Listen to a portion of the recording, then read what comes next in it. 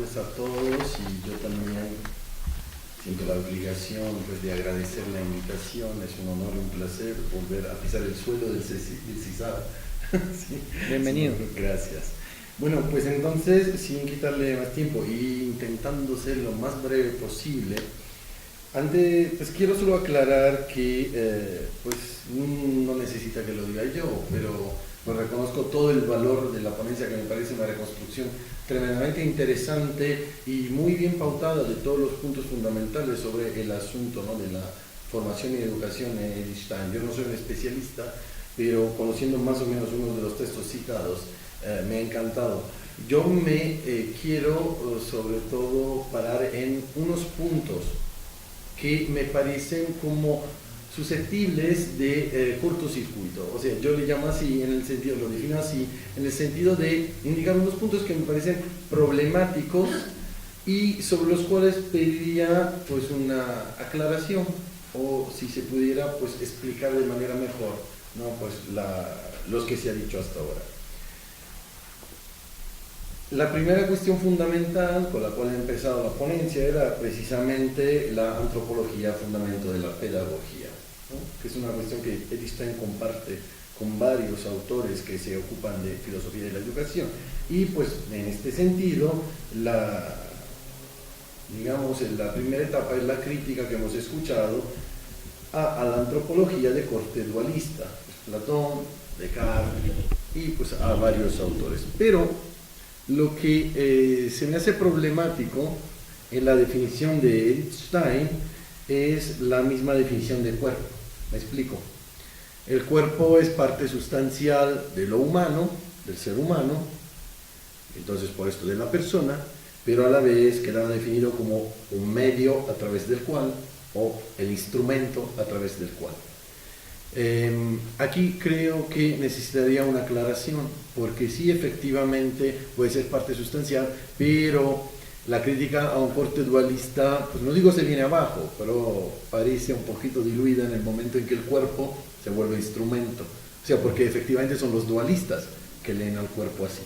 Entonces, y de hecho el problema, ya la referencia al artículo, por ejemplo, de Diego Rosales sobre el cuerpo como subjetividad, pues marca el problema. O sea, el hecho de que si el cuerpo es subjetividad, no es instrumento, ya es expresión de la subjetividad, o sea, ya es subjetividad en acto.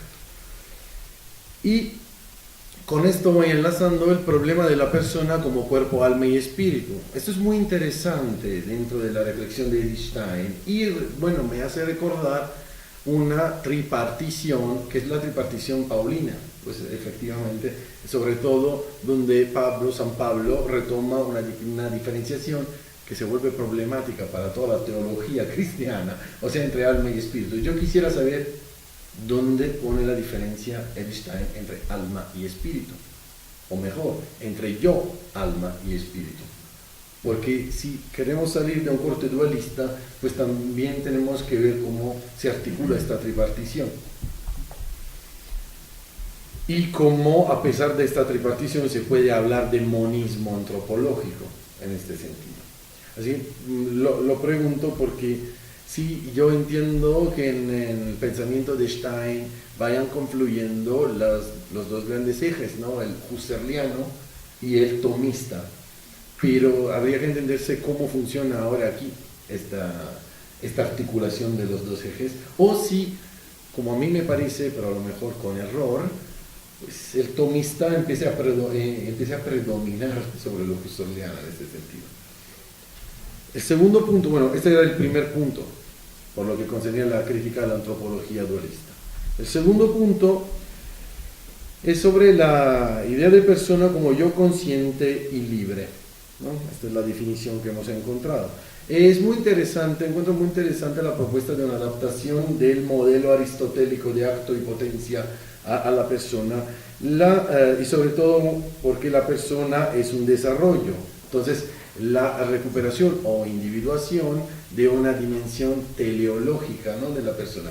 Solo una aclaración pido. Si lo tomamos, claro que no es una superposición del modelo aristotélico, sino una forma de adaptación. Pero en el modelo aristotélico falta la libertad. O sea, estamos en un cosmos donde efectivamente la potencia es donde tiene que llegar, ¿no? Pues la actualidad. Y de esto se ve también en la idea, si vamos a leer la física aristotélica. En cambio, la teleología steiniana implica obligatoriamente una libertad, si no, no tendría la posibilidad de un desatender la misma formación.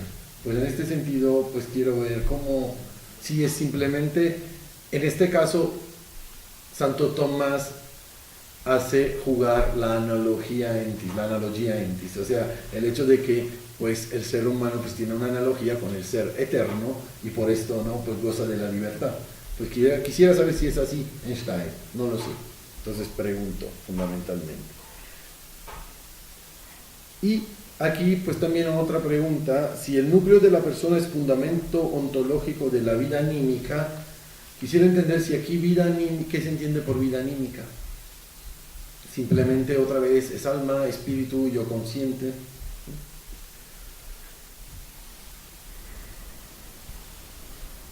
Esto pues tiene que ver también con la idea de estructura personal como estructura individual o el centro de su ser y pues todo esto fundamentalmente. Y entender una cosa, si ya todos, como se ha dicho, ¿no? Todas las potencias están como no desarrolladas, ¿no? En el alma fundamentalmente. Entonces este trabajo de desarrollarlas, antes que todo individuarlas, y luego desarrollarlas, que es esta formación y autoformación a la cual voy a llegar ahora, pues son un trabajo que se da en la comunidad, pues entonces en la relación. Y entonces la relación, ¿cómo queda definida por Stein? Esto es claro, quiero antes que todo aclarar que no se trata de una crítica, más de dejar salir a la luz estos núcleos que efectivamente, imagino también por el tiempo de la ponencia, uno no puede tomar en consideración. Otros dos puntos sobre los cuales quisiera que se pusiera atención es pues la idea de formación. Hemos visto que es una autoformación fundamentalmente. Eso no significa que no necesite la guía, o sea que alguien nos conduzca en la formación, sino que no funciona completamente hasta que no se vuelve como autoformación, pero luego está descrita como formación del espíritu. Otra vez mi problema es dónde acaba el cuerpo en todo esto. O sea, si es formación del espíritu, ¿qué relación tiene con el cuerpo? En este sentido, considerando que lo hemos definido unidad substancial. Y aquí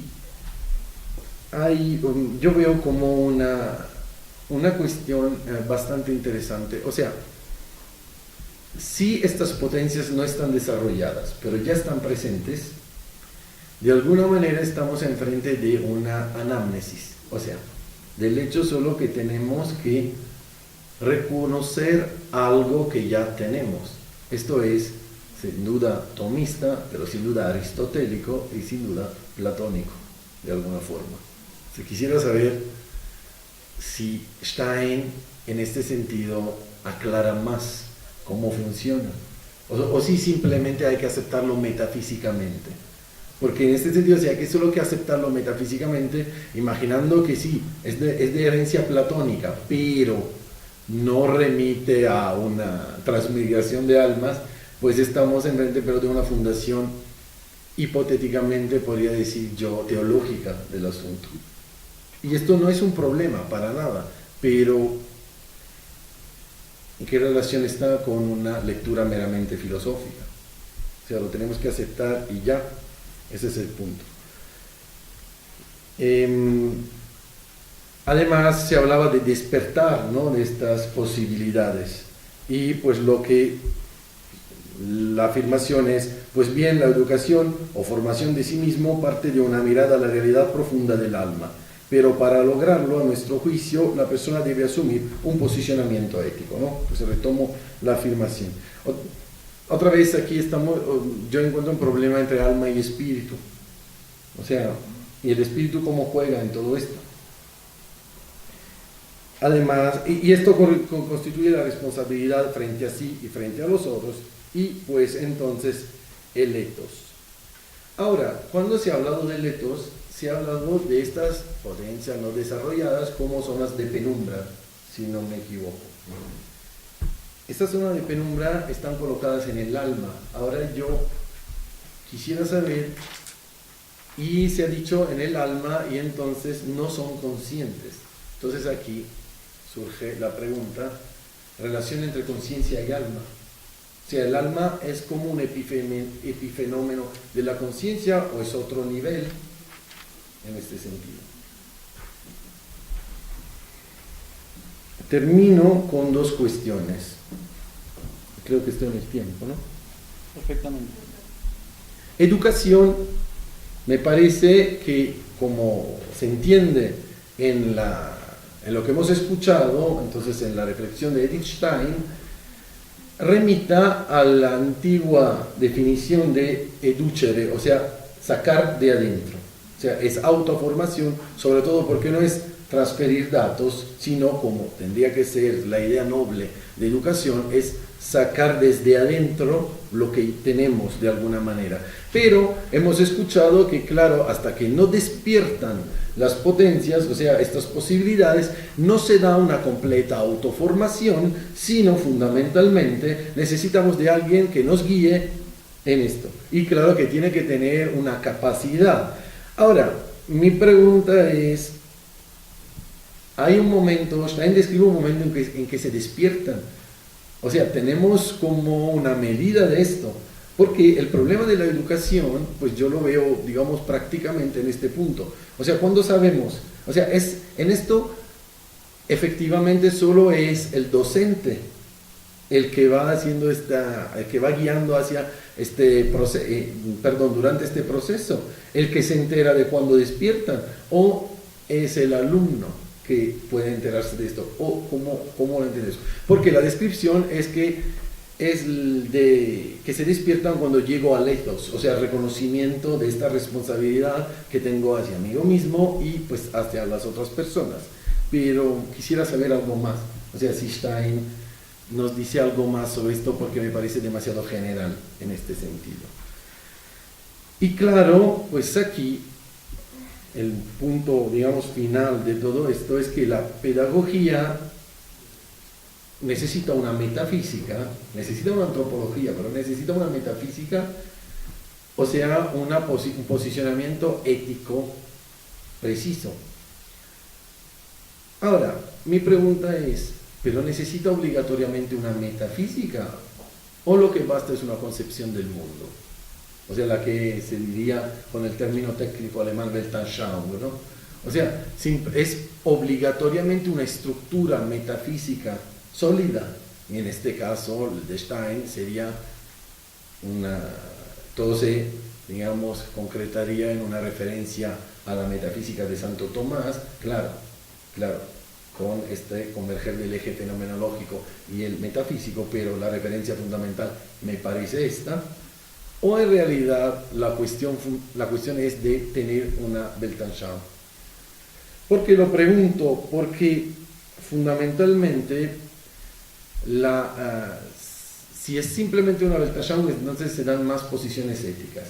Pero si la cuestión es una referencia como la final al logos eterno, mi pregunta provocación es, perdón, más para Stein en este caso, es: y si no soy creyente, no puedo llegar a tener una autoformación completa. O sea, Stein en este sentido tiene magníficamente pues una referencia tomista cuando dice hay que empezar por la base natural.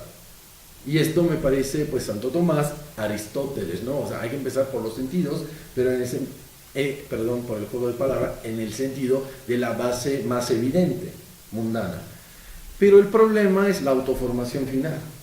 O sea, entonces, justísimamente, ¿no?, el posicionamiento ético de Stein es esto, pero me pregunto si condiciona estructuralmente la pedagogía o si simplemente se coloca, porque así podría ser, como un punto final más elevado, pero no condiciona la autoformación en general. No sé si he logrado explicarme bien en estos puntos, he intentado hacer digamos, más rápido posible, Y bueno, pues estas son mis dudas fundamentales. Gracias.